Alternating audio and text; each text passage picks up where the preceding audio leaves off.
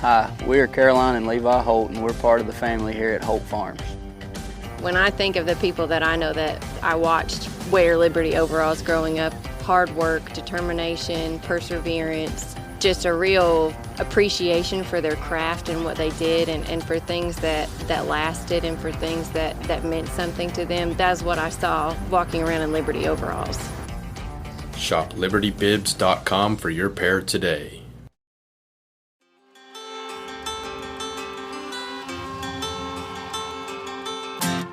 Hi, I'm Caitlin Dubin, and this is the Rural Woman Podcast. I'm a first-generation farmer who married into agriculture. Born and raised in a city, I was so unfamiliar with where my food came from, but I was determined to figure it out. Through my journey into agriculture, I saw women who were strong but humble, often taking a back seat. To me, these women were leaders who deserved a seat at the table. I created the Rural Woman Podcast to share the voices of women in an industry whose stories often went untold. The rural entrepreneurs who live and breathe their work, full of grit and pride. We come here to share our stories, to be in community with each other, to be challenged and inspired, but most importantly, to be celebrated and to be heard.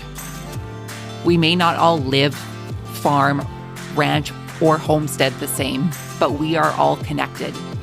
We are rural women, and our stories are worthy of being told.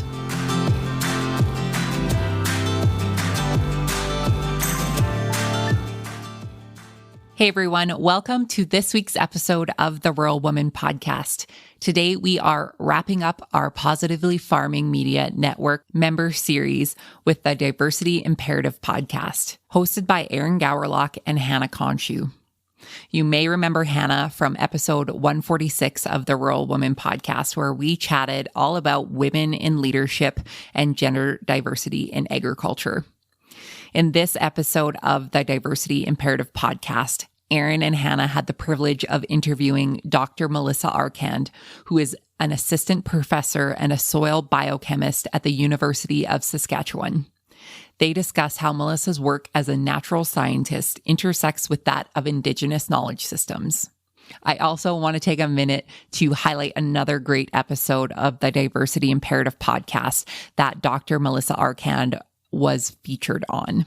She was a guest host for the episode titled Lost Harvest with Dr. Sarah Carter.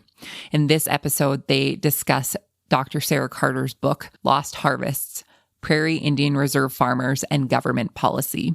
It is a very powerful episode to listen to, and I hope you tune in wherever you listen to podcasts. I have left the link to that episode in the show notes today for you.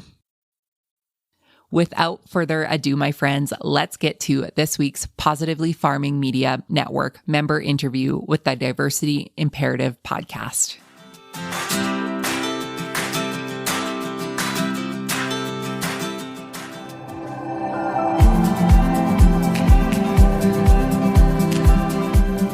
Welcome to the 6th episode of The Diversity Imperative, a podcast dedicated to unearthing the agriculture sector's potential. We'll talk with diverse voices and industry leaders to motivate listeners to take their organizations, whether it's the family farm or a life science company, to the next level when it comes to stewarding their most important resource, people. My name is Hannah Konschuh, and I'm a grain farmer from Cluny, Alberta. And I'm Erin Gowriluk, and I lead a national grower association in the nation's capital. Our goal each episode will be to dig into some great conversations that go beyond 280 characters and that seek to inspire a broader dialogue engaging all people in our sector, regardless of gender, race, ethnicity, sexual orientation, or ability. Through rich and candid conversations, which consider a variety of perspectives, we look forward to exploring ways to overcome barriers and make diversity and inclusion a topic that everyone is comfortable talking about. Today, we're joined by Dr. Melissa Arcand, assistant professor and soil biogeochemist from the University of Saskatchewan. Melissa's research interests focus on optimizing plant-soil synergies for the design of nutrient and energy-efficient cropping systems. She received her PhD in soil science from the University of Saskatchewan and conducted her postdoctoral research with Agriculture and Agri-Food Canada. Melissa also grew up on a farm on the Muskeg Lake Cree Nation in central Saskatchewan. She teaches and is the academic advisor for students in the Ganaway-Taitan ASCII program, designed to train students to work in resource management and land governance in Indigenous communities across Canada. Her emerging work uses biophysical tools to examine the effects of agriculture and land tenure arrangements on ecosystem health on First Nations land. Thanks so much for joining us tonight, Melissa. Thanks, Hannah and Erin. It's really exciting to be here with you two. So I think our listeners are going to see a pattern when I say that I'm super excited to talk to you, but I'm personally just super jazzed that you're joining us tonight because you and we're old soil science colleagues.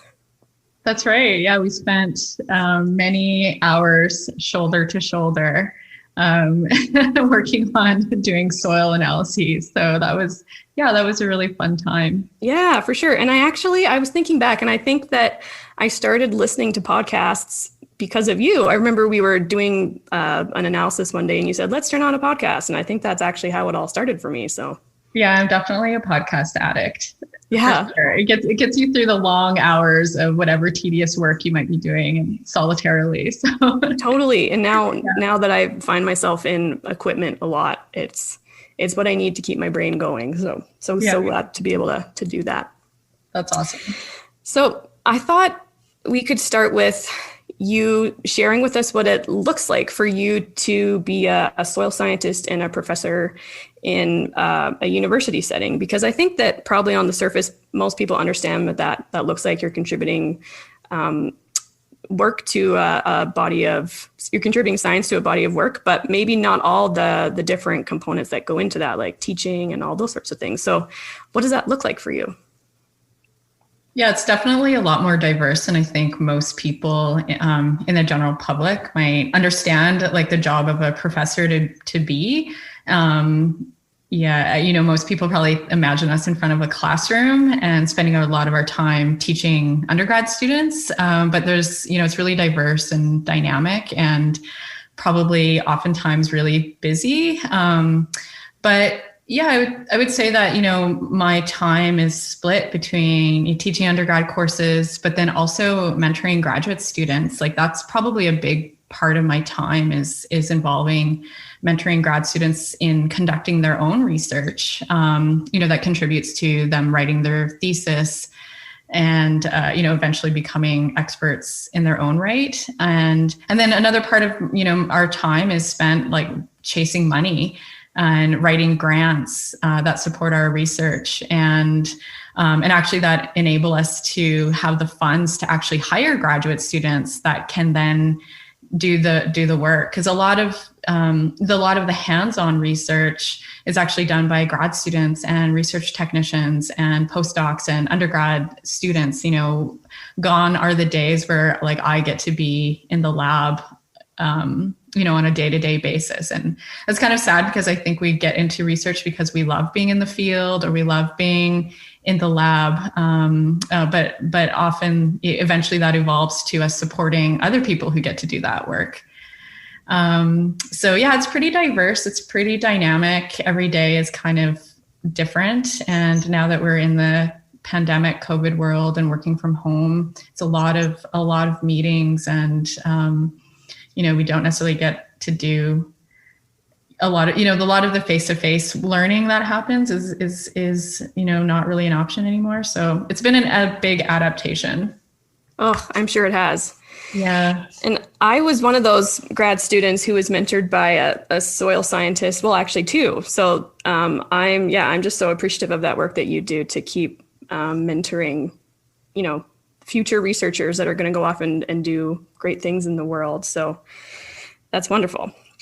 So thinking back to 2019, you were the invited scholar to the Waywani Indigenous Scholars Speaker Series at the University of Winnipeg. And you gave this amazing presentation called Understanding from the Land.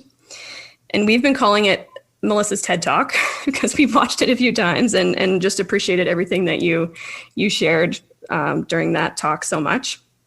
And it just really gave a fantastic history of Indigenous agriculture on the prairies and our prairie history, really.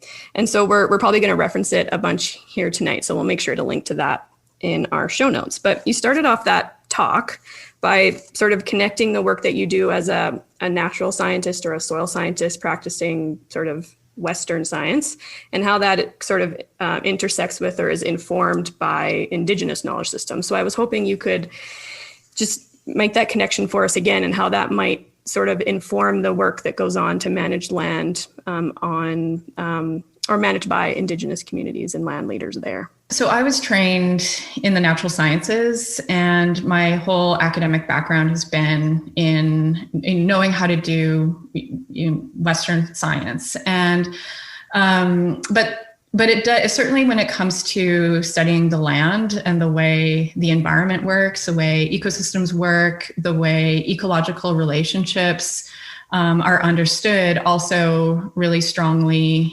connects with Indigenous ways of knowing and understanding what those, say, for example, processes might be, ecological relationships. And for me, that question about trying to connect Indigenous knowledge systems with Western science is an ongoing, lifelong process. And I think, at least for me personally, because of my academic background, and in probably just the age that I am, which, like, I'm still pretty young. I'm, an elder millennial, let's say.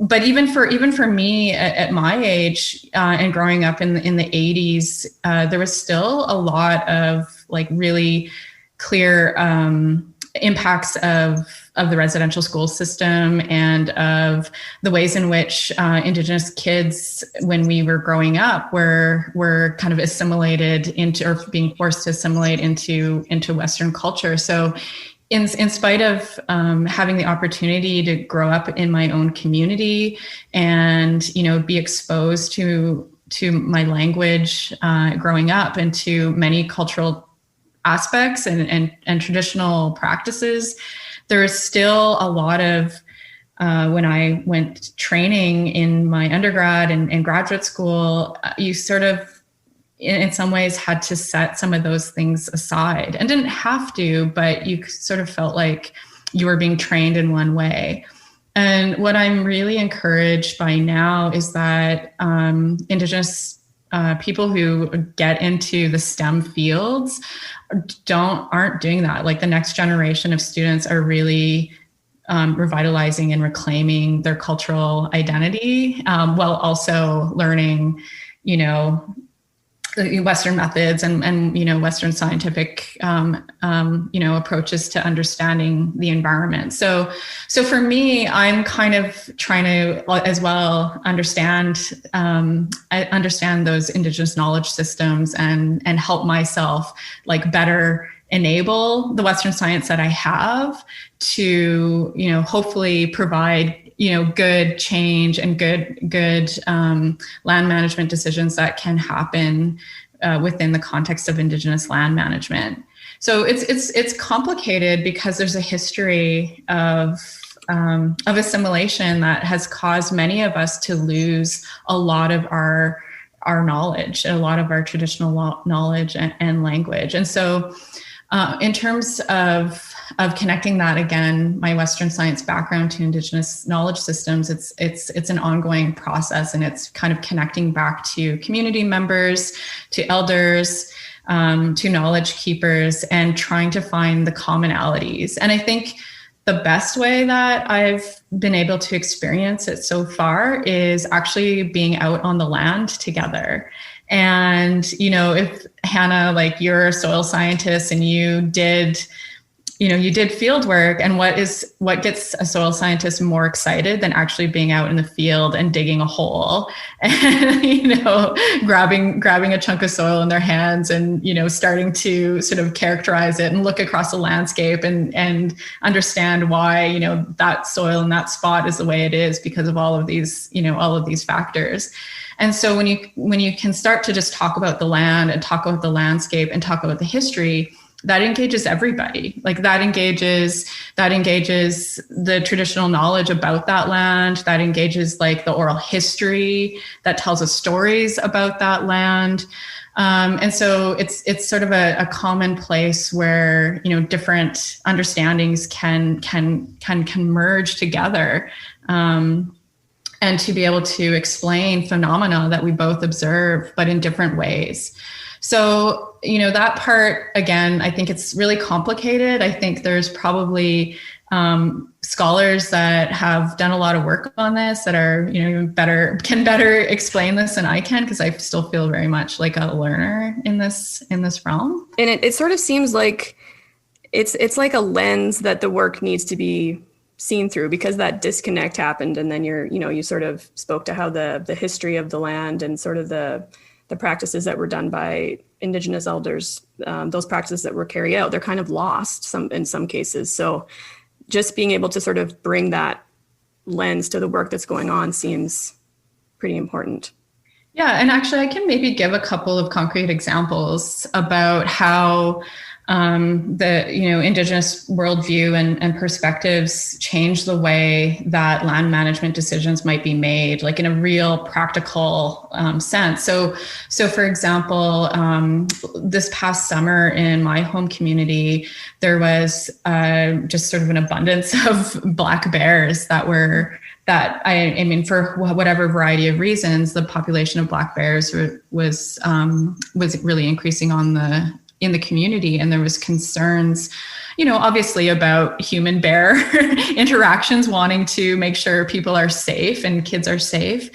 And the land manager was very concerned about listening to the elders, in that, you know, he wasn't going to, you know, have the bear be killed. So, and that was because of the relationship that the elders had said is really important between the community and the bear. The bear is like a brother, and you don't just shoot your brother because, you know, he happens to be living in the same space that you are. It's his territory just as much as it's yours. So it makes for sometimes more complicated solutions to be found. And so, you know, in the end, you know, there had been no issues between any bears and the community members, and it seemed to end up being fine, but it was still like a conversation that was had. And one that, you know, they really were considering and really kind of grappling with, okay, well, the solution can't just be that we kill this bear. And then another example that I can give is working with somebody who was in charge of managing some land that was going to be restored, so that bison could return to that piece of land. And that the history of that land was, it was grain cropped for many years and under, you know, conventional practices. And at some point there in time, you know, municipal sewage sludge had been applied to the land. And so there was concerns as well, even just about when restoring land that had been under, you know, conventional production to native grassland, weeds are a concern. And so this land manager was really grappling with how to control for weeds, because, you know, they didn't want to have to rely on herbicide use. And so again, it's one of these things where, because of the cultural view of not wanting to, you know, kill and use synthetic chemical to do that, you know, forces harder solutions or more creative solutions to be found. And so, you know, these are like really practical, contemporary land management decisions that communities are grappling with, or individuals are grappling with, and they're grappling with it in part because of the cultural understandings of our relationship to those other beings, you know, those other animate and inanimate, you know, beings that are our relatives. So it creates another lens to look at some of these decisions. And so, yeah, I guess it's kind of like points towards how some of these things aren't simple.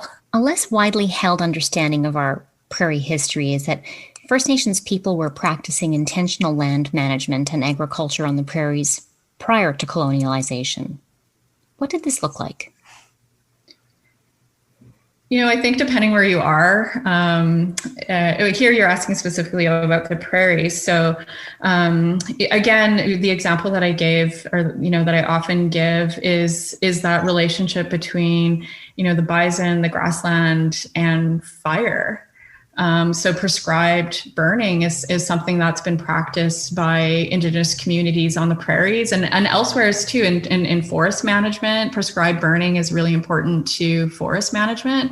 But on the prairies, fire is that critical disturbance along with grazing that rejuvenates the grasses and the grasslands.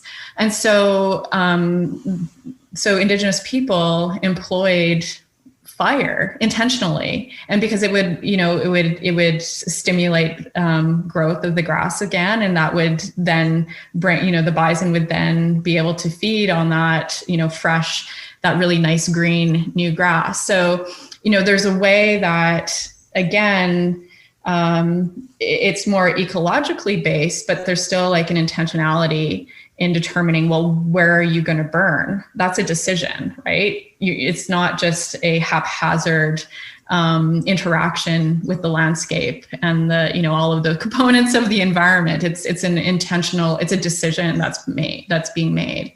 And so that's management. Anytime that a decision is being made that alters the landscape and the organisms that are in that ecosystem, that's a management decision.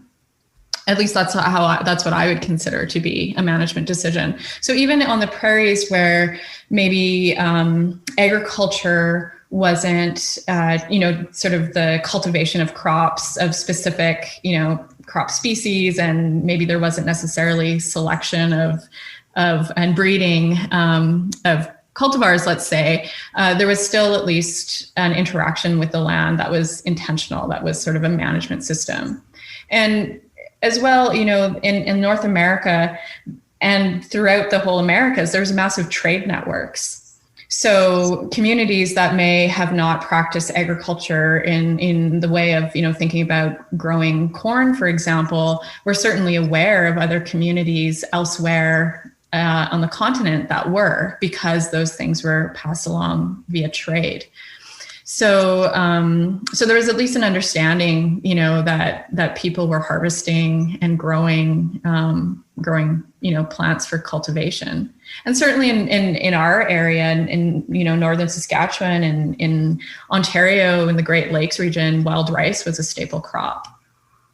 And so there's a whole tradition around harvesting and around the whole sort of ecology and management of those wild rice systems as well. So there was a lot of, sort of quote unquote, well, I'm going to erase those quotes, agricultural management that was taking place prior to, settlement of the prairies and European settlement and bringing about, European practices in agriculture.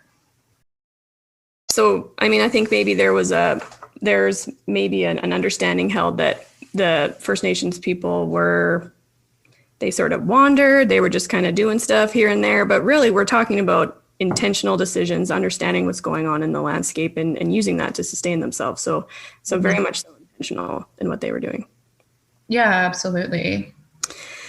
So then to fast forward a bit, so European contact happens and the prairies start to be turned over into sort of more like traditional agriculture. So growing one crop, turning the land.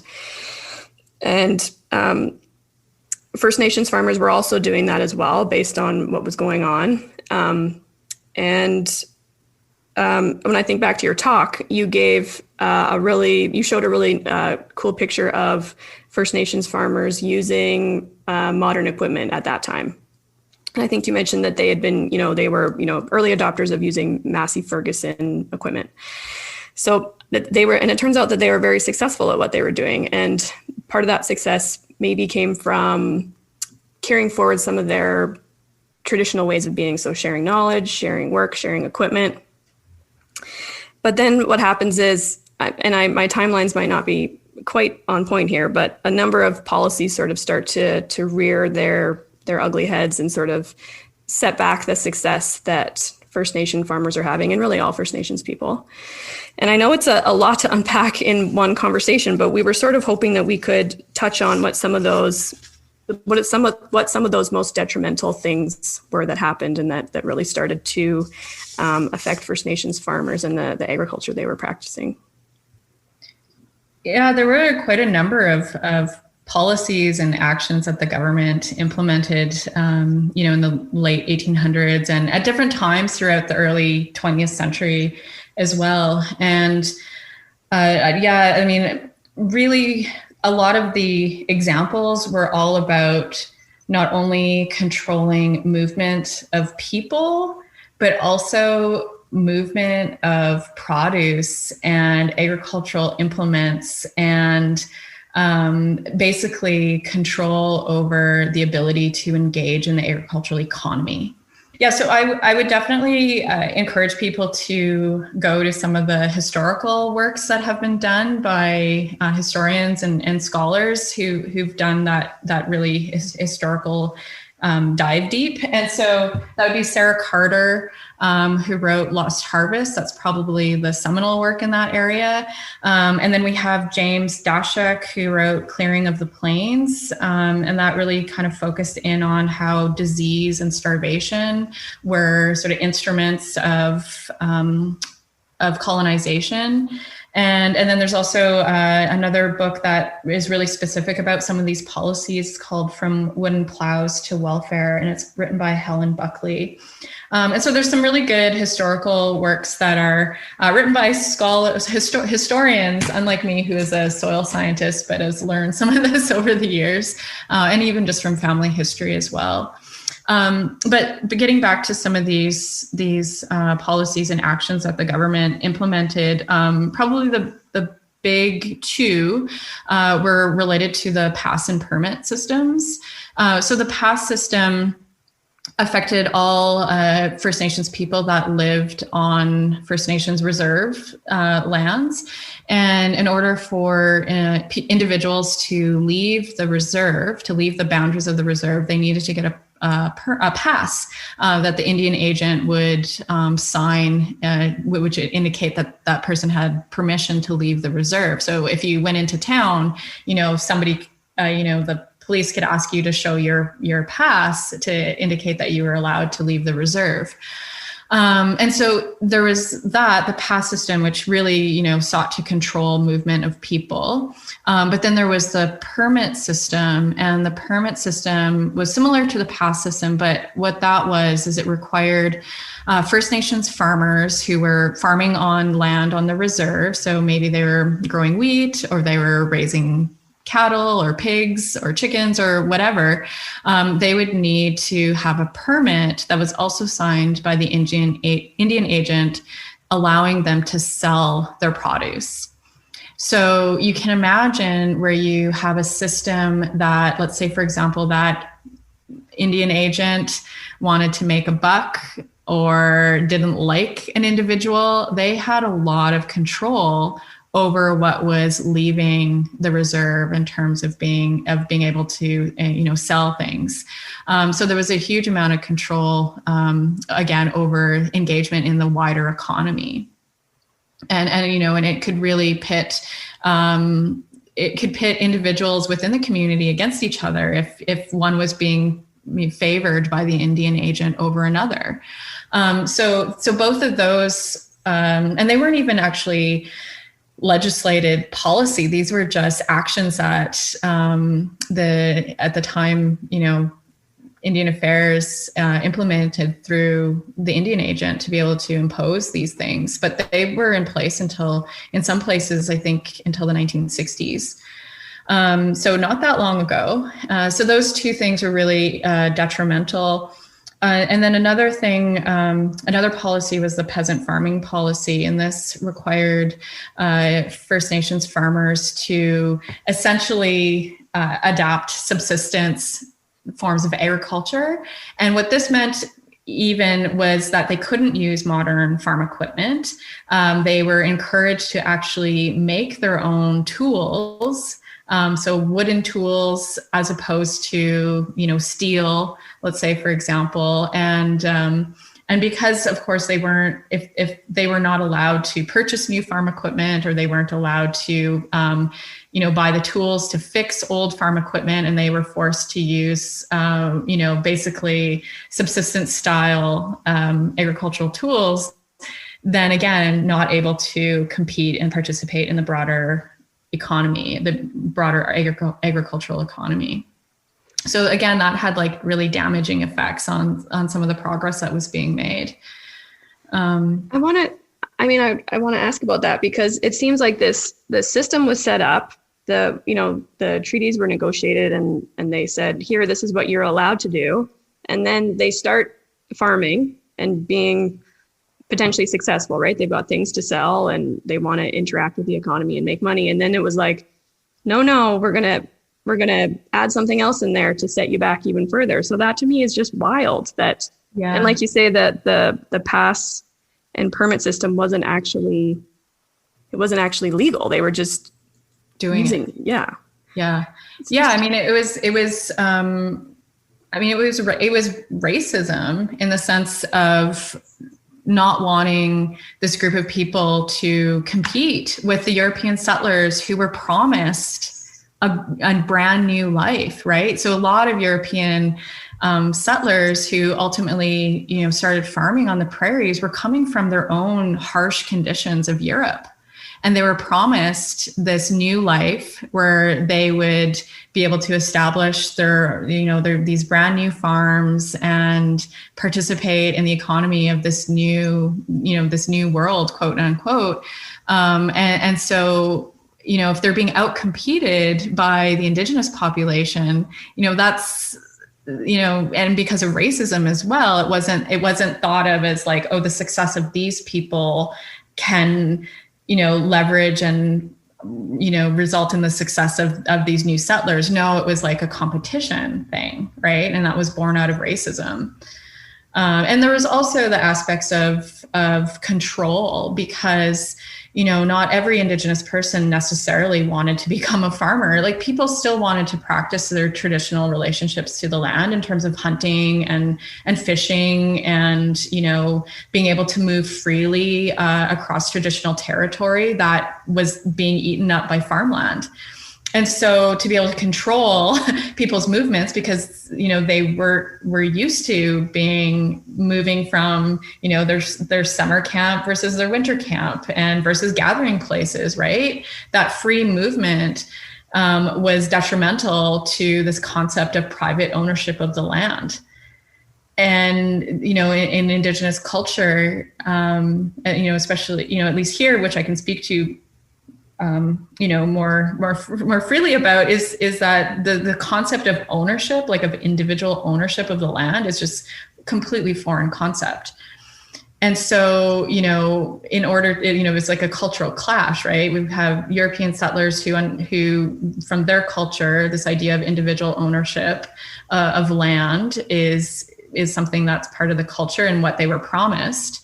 Whereas the Indigenous culture didn't have that worldview. And so, part of these policies also stemmed to keep control of the Indigenous population. And also because, in the Métis Rebellion, a lot of Indigenous people and First Nations who actually had signed treaty didn't participate in the Métis Rebellion because they were honoring treaty, but nevertheless, the government sort of groups together, control of those communities, individuals that participated in the rebellion, and encompass that, to the broader Indigenous population as a whole. So it was really, about control and about, and about quelling competition. Mm-hmm. So the success that the European settlers had was basically, it was off the backs of First Nations people.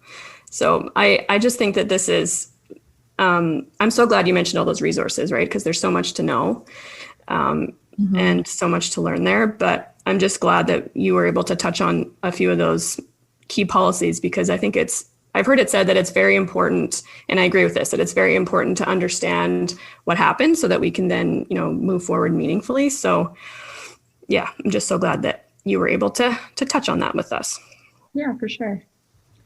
So there's also really a key soil quality or capability piece that relates, Melissa, to how land from reserves was surrendered or given to returning non-Indigenous war veterans after the Second World War, I believe. Can you speak to how this occurred and how this eroded the land base and the quality of the soil that was held by First Nations reserves? Yeah, following actually there was a number of mechanisms or reasons that the Crown essentially caused reserve land to be surrendered, and it was sold. So it was surrendered by sale. And so some of these reasons were like expansion of the railway,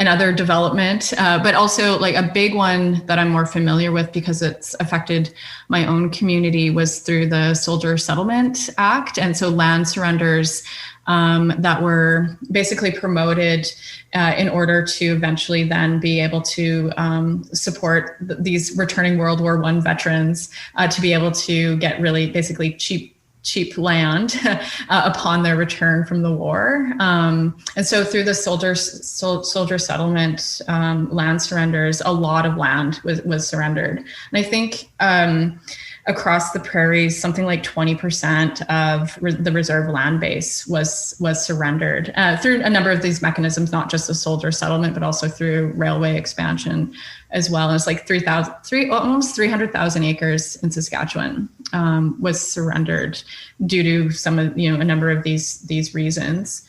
But the irony with a lot of these surrenders is that the government, their pitch to the community to convince them to sell the land back to the government was so that then the community could take the proceeds of that sale so that they could buy farm equipment. Or in one case, the community wanted to purchase materials so they could build a fence to protect against cattle from moving onto their land or moving so that they contain their own cattle, but also so that their cattle wouldn't get mixed with the European settlers' cattle. And so the irony is that what ended up happening is that oftentimes, these sort of dealings were done under quite shady conditions, such that they were never able to purchase that farm equipment, or they were never able to build that fence. But those purchases, and the proceeds were really intended to better enable agriculture to happen. But what actually happened is that, for the most part, a lot of our really good land was actually what was sold. And so there's been a number of specific claims that have, been successful, where communities have been able to demonstrate legally that the sale was done under nefarious conditions, for example. And so this has enabled quite a number of communities to be able to, win these battles in court, and then turn around and in modern day use those funds to purchase land.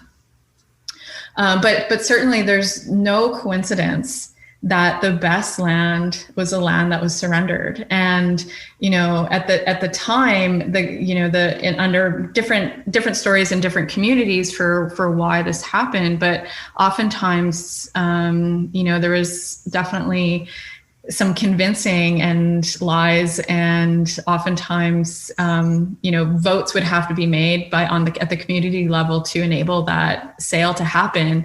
And oftentimes they'd find no record of the vote. So it could have been one person making a deal with the Indian agent, and all this land that was supposed to be held communally was then gone in a flash, right?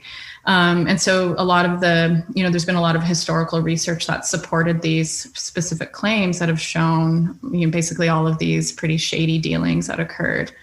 And this was, if we consider 300,000 acres that was ultimately surrendered, this isn't just a case by case kind of thing. This was, an institutional mandate in some ways, maybe not officially, but it was definitely something that was a strategy to gain land that could be used by settlers. I sort of wonder why weren't they interested in taking, I assume there was Crown land at the time. I guess it was just what was the easiest thing to take was likely the really good quality soil from First Nations reserves.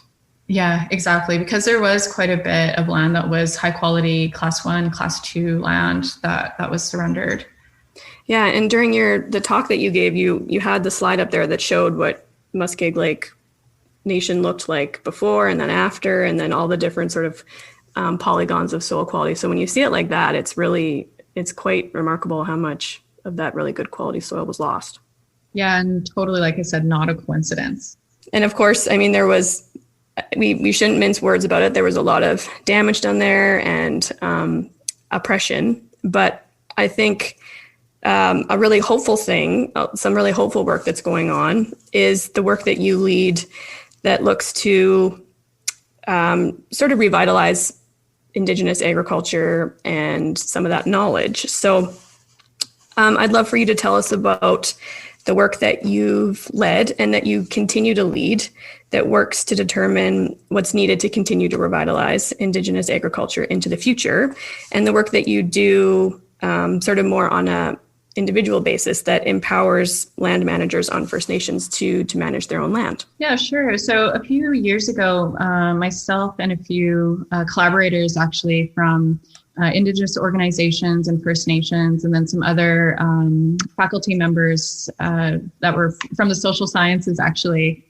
we put together a forum on Indigenous agriculture in Saskatchewan.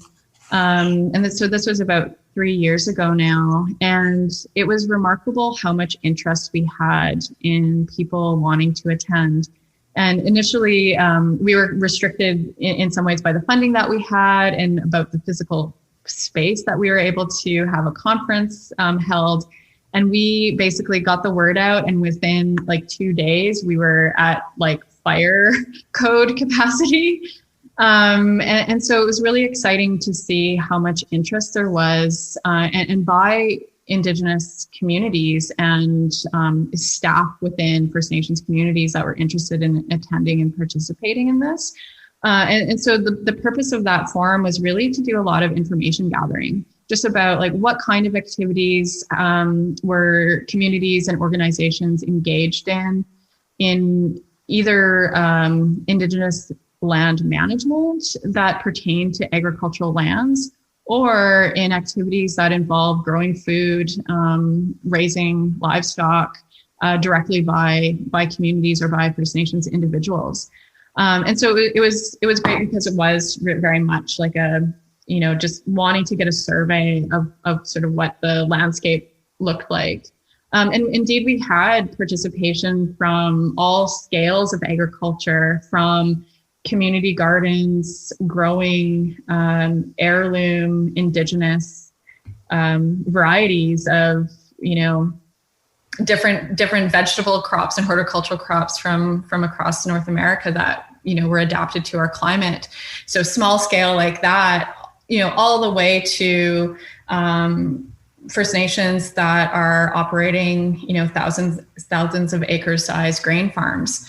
So, and everything kind of in between. And so it was great because it did bring in a lot of a varied perspective and largely from the Indigenous community. So the forum itself was majority attended by Indigenous people. There was academics of all backgrounds and heritages that were there, as well as government representatives and other people from the ag industry or from environmental NGOs. But for the most part, the majority of the participants were Indigenous, and it was wonderful because it really enabled kind of a really safe, open atmosphere for conversation. People weren't really holding back and were sort of open with their ideas and just a way of interacting.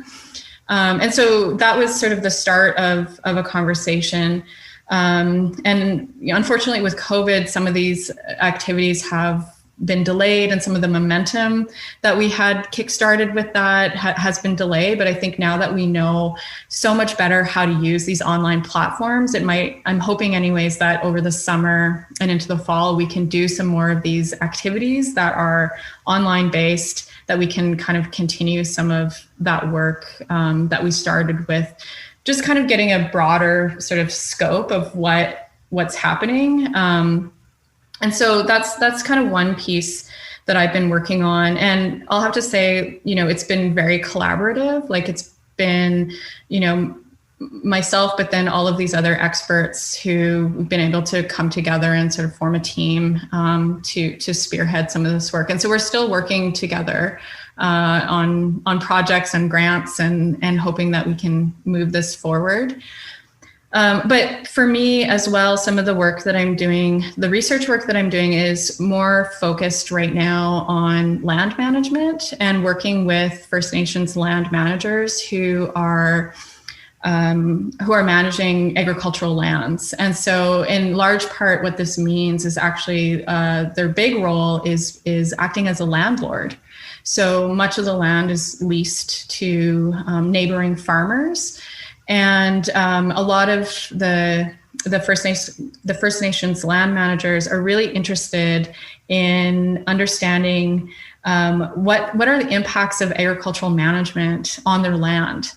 They have a pretty good understanding of their landscape and of all of the activities that are going on their land, but there's still concerns about, let's say, for example, water quality, whether or not soils might be degraded, whether or not, spraying, for example, might be affecting adjacent, natural areas and ability for people to harvest berries or medicine, that sort of thing.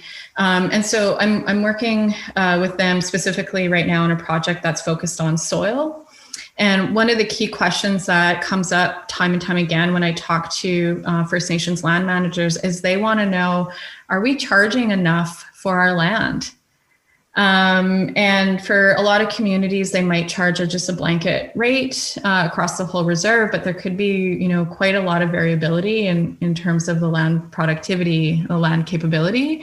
And so I'm working with them in large part to just collect some baseline soil data, and in a lot of the way, a lot of the intention there is even just to become as like a learning and teaching strategy of becoming knowledgeable about, what is soil, what does it do, and how does careful management of the soil lend towards long-term, sustainable stewardship of the land.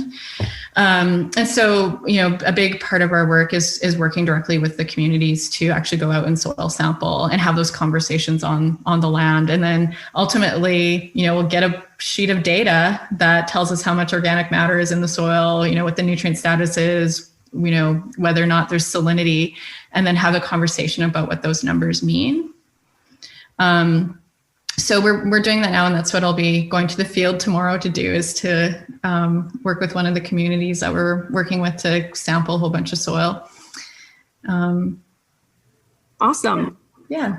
I love that, because if you think about what's going on land that's being farmed by non-Indigenous farmers, like land rent it's up for negotiation, right? Based on what's going on. So I think it just, and I'm so glad that the work is going on to empower First Nations leaders to be able to make all those decisions and have all this knowledge. that they need to have all the data for themselves. Like for a lot of farmers, you work with agronomists, you're doing soil testing, you're doing all of these other, you have yield data from every year.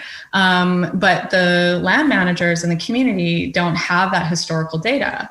And they don't necessarily have all of those records. So some communities are starting to demand that information as part of their lease agreements, because then you can start monitoring changes, right? And if you see something change, and if you see something decline, that there's some external factor that's causing that to happen, right? And so then you can make an management intervention. So it really is about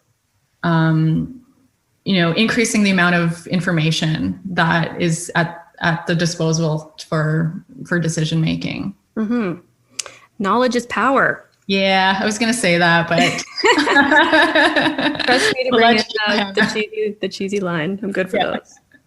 So is that outside the certificate program, the land management certificate program? Yeah, that's just research project that I'm doing. But I will say that a lot of the students that come through the program, because they end up working as land managers, I continue to see them at various workshops and conferences, and we continue to, find ways to work together. So now a lot of them have become colleagues instead of students. And so that's really cool, because they really form like a great network with each other as well. And they support each other kind of as they go further into their careers. Wonderful. Yeah, it's really cool.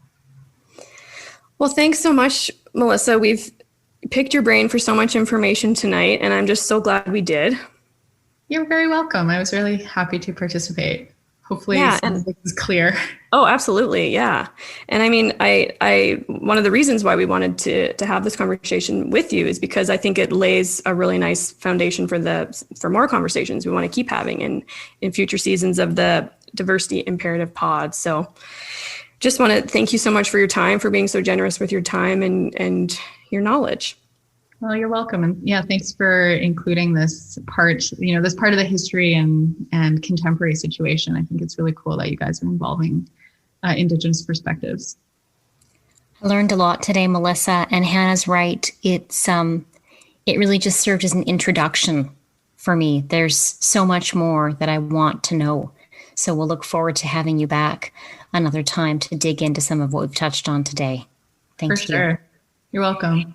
And thanks very much to our listeners for tuning in to the 6th and final episode of Season 1 of the Diversity Imperative. The podcast will be taking a break for #Plant21, but Hannah and I look forward to our summer series, so stay tuned for more information on that. Until then, the conversation continues, as always, on Twitter at Diversity in Ag or on Facebook and Instagram at Diversity Imperative.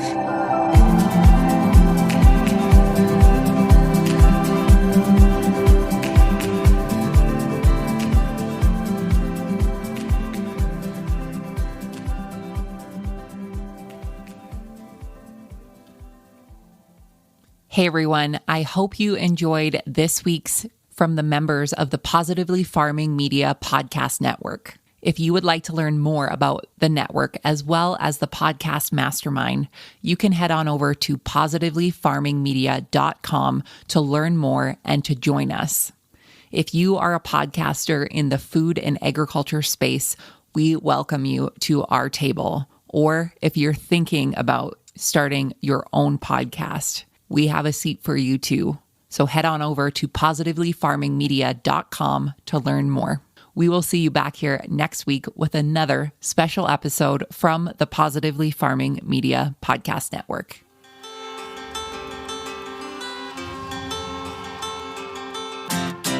Thanks for listening to the Rural Woman Podcast, a proud member of the Positively Farming Media Podcast Network.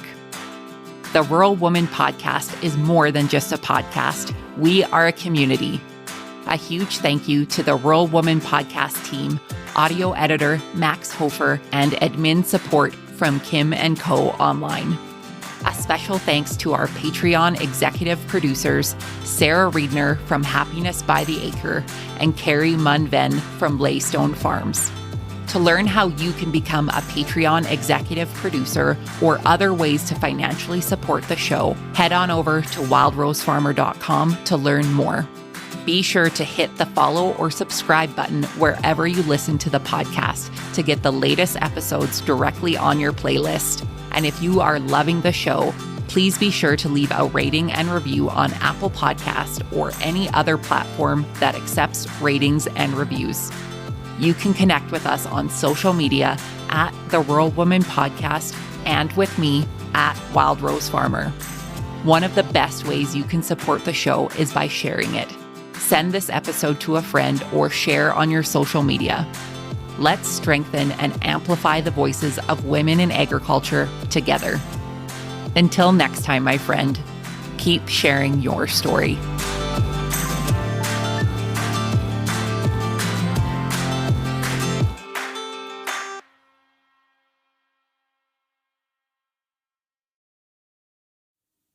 This week's episode of the Rural Woman Podcast is brought to you by the patrons of the Rural Woman Podcast. This amazing group of individuals contribute financially to the Rural Woman Podcast to ensure the stories of women in agriculture hit your earbuds each and every week. Want to join them in supporting the stories of women in agriculture while getting access to extended episodes, patron-only episodes, and other great perks? Head on over to wildrosefarmer.com to learn more about how you can become a patron through Patreon.